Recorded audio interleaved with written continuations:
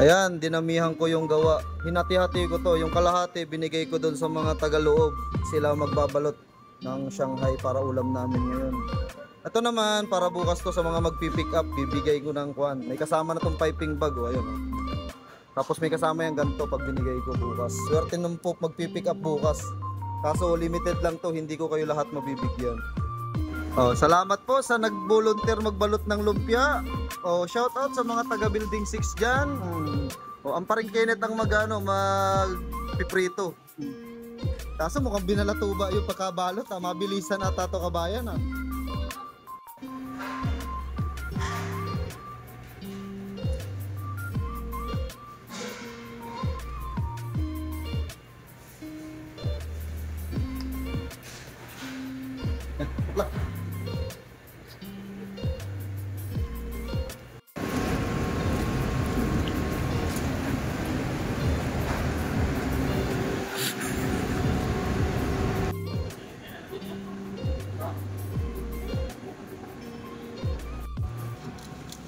Tik, tik.